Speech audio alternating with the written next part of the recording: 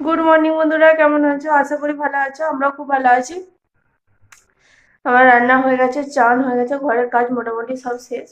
আর আমাদের সরস্বতী দিদি আসবে একটু দেরিতে। আর আমি এখন একটু যাবো দিদিভাইয়ের বাড়িতে। দিদিভাই ডাকছিল, কেন ডাকছি একবার দেখি, একবার যাই। একবার ঘুরে আসি, এখনই চলে আসবো। আর দেখি, চলো কি রান্না হয়েছে একবার দেখিয়ে দিই আপনাদেরকে। কারণ হচ্ছে পরে দেখাতে গেলে ভুলে যাই আমি বড়। দাঁড়ান দেখিয়ে দিই কি আজকে রান্না হয়েছে। এটা লঙ্কা তেল করে রেখেছি। লঙ্কা তেল খেতে বেশ ভালোই লাগে। মাছের ঝাল করেছি। আর হচ্ছে বাঁধাকপির তরকারি করেছি। আর করেছি ডাল। অবশ্য ডালটা কালকে ছিল, গরম করে নিয়েছি। এই হচ্ছে রান্না। দিদিভাইকে একটু বাঁধাকপির তরকারিও যাচ্ছি যখন আমি একটু দিয়ে আসবো।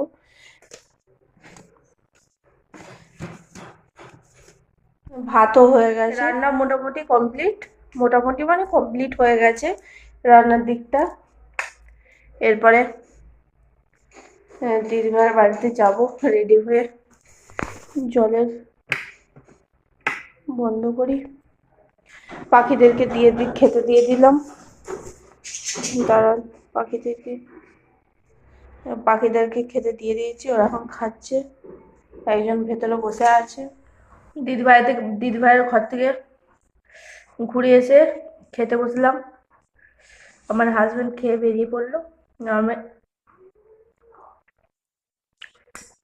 আমি এখন খাচ্ছি বসে বসে। আমার মেয়েরও খাওয়া হয়ে গেছে।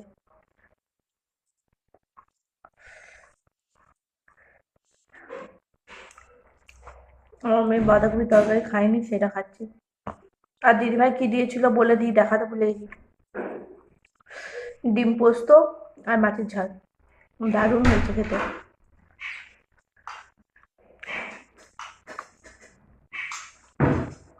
ঠিক আছে, চলো খেয়ে নি। আমাদের সরস্বতী দিদি খেয়ে আর ঢেকুর তুলছে।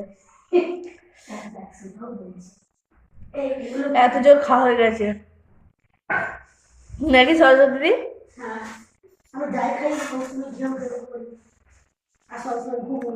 এই যা, শুয়ে যা, চলে যা।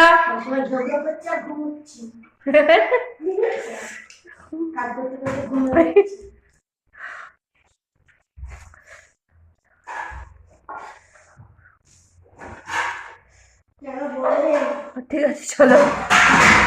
আর আওয়াজ কিছু শুনতে পাবে না। এখানে রাতে রান্না হচ্ছে, চিকেন ভাজা হবে।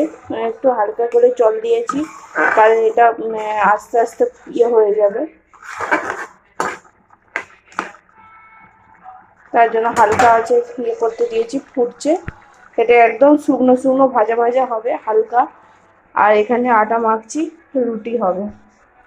এখনো রুটি করিনি, রুটি করব। ঠিক আছে, চলো আবার পরে কথা হচ্ছে।